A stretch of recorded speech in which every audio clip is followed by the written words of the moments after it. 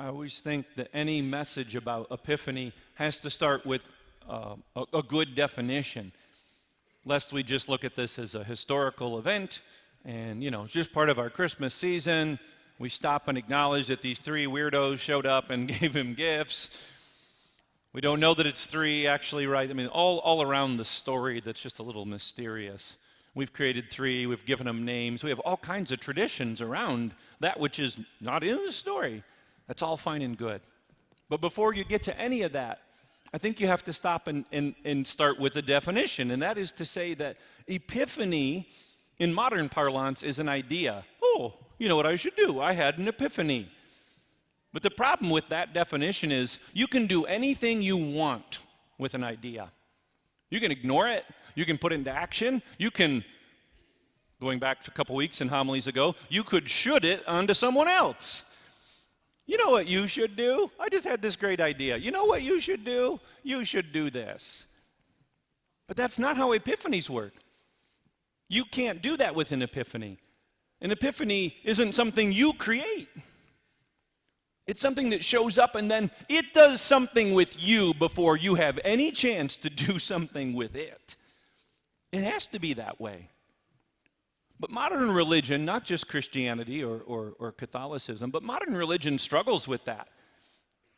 Modern religion's looking for this certitude that sets up something that Deacon George Zarella of happy memory pointed out, that religion without epiphanies, plural, present tense happening to us now, religion without epiphanies has us digging in our heels. But religion with epiphanies has us living on our heels. That we've been knocked off, if you want. That's what's going on for these magi. However many there were, something happens to them, and off they go, not counting the cost of what it was going to mean. And it's a weird story. We're following this star because that's familiar to them. And so they just innocently ask the leader, hey, this is what we're up to. We've heard this thing. We're coming to find him. What do you think? And never occurring to them that this guy is not a good guy. Oh, yeah. When you find out, let me know. Digging in his heels. There's a whole other homily on Epiphany about letting the new one rise up. You see, Herod doesn't do it, and the wise men do. The magi do. They give of their gifts to this one. But I want to focus on the idea, and I think it was Deacon George who made this point as well. It says they went home by another way, and Deacon George wonders if they went home at all, because home base got moved for them. That whole experience changed who they are. If only you and I had an experience going on at a global level that was similar. Home base is gone, right?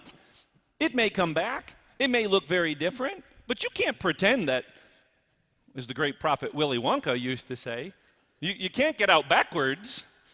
You got to go forward to go back. Better to press on, he said. Better to press on, brothers and sisters. You never thought the Epiphany was going to connect to Willy Wonka this morning, did you? But there it is. Because true is true. I keep telling you, right? True just shows up. I love it. I'm watching. Oop, there it is. There's the truth out of the mouth of the candy maker. You can't go backwards.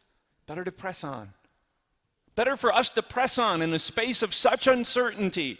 As I said, this is not just a historical story to stop and add a couple pieces to our nativity set and move them closer and closer each day. That's fun. But the Epiphany is actually quite scary, isn't it? It's going to change us. It has to, or we're digging in our heels. And that's our preference. We don't like to change. We don't chase stars by and large. Because that's dangerous. We prefer to stay where we are because it's comfortable. But this has got to change us, or it isn't really real religion. It isn't a real experience. Because then as you look at the totality of all your experiences, to use the modern parlance, which is so true, it hits different. Think of all the Eucharists that you've been a part of in your life. And I know for young people, all my years working in high school ministry, and I know for myself in the high school years, the Eucharist can be very boring. We do the same thing over and over and over again. But there's a reason for that. And part of the mystery of the fact that we do the same thing every time, A, it's because he asked us to, but B, is that in those collection of experiences, when you have an epiphany, when you're knocked on your heels, you have to go back and look at the totality of those experiences, and they hit different. I was home for Christmas to my mom's, and I got to see my mom over our spring break as a school. But I just realized driving here this morning, that's actually the first time, though, I had seen my sister since the pandemic. Now, of course, we have all these different ways to connect, but it hit different to see her. I'd actually seen my brother-in-law just a couple months ago. He was here. He was up for a hunting trip in Michigan. He was here at Mass with us. But it hits different. The Eucharist hits different when we stop and realize that we've had an epiphany and things change. Things hit different when we've lost a loved one. It was a profound podcast I heard driving back of a man who was studying at Princeton, and they did a stupid thing one night. He ended up getting electrocuted. They'd climbed to the top of a streetcar, and his watch caught onto the electrical wire that runs the streetcar. Lost this arm and both legs below the knees. It's different now. It's an epiphany. He had to recreate his identity. That wasn't even the point of the podcast. It was a throwaway line for him. I had to hit pause and really think about that. Here he is, this brilliant student, and he just lost 3/4 of his limbs. It's different. And so each and every experience that we have in our lives brings us to where we are today. In this moment, which is so weird on some level, these magi show up. Again, we can't even agree on how many or what they really were or where they went. We don't know anything about that. But the deepest insight, the deepest mystery to us is that epiphanies, we don't create them, and they always should be knocking us on our heels. And in the end, we're going to have to go home a different way. We'll always go home, brothers and sisters.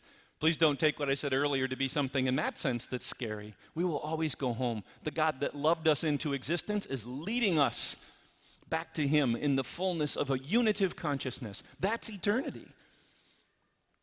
But in the short run, in the here and now, epiphanies are asking something of us. They've got to change us. They have to hit different. Otherwise, we're digging in our heels when what God's always wanted for us was to be knocked onto our heels with the goodness of all that's possible if we would really trust him, if we would really be courageous enough to just follow him, to follow his star, to follow the path he's given to us, to take the moments in our lives that might just look coincidental and say, in that moment, as it was for this doctor I heard, a coincidentally stupid moment for him changed who he was. And yet somehow in that moment, he found a depth and is leading people to a deep wisdom today. So wherever you find yourself this morning, things hit different. They do. We're about to celebrate something most of us have celebrated many, many times. But I hope today it hits a little bit different.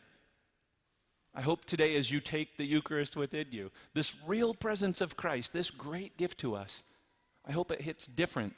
As in the moment of reception, you pause to ponder the epiphanies of your past, the epiphanies of today, and the courage to say, I know there are more to come. And that God who loved me into existence is going to be right with me, if I can but follow him wherever he manifests himself. It starts here. It starts now.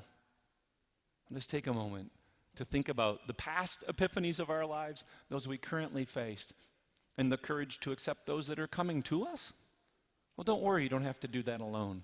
We're going to take his presence with us today and forever. You can't go backwards. You got to go forward. It's better to press on. May God be praised.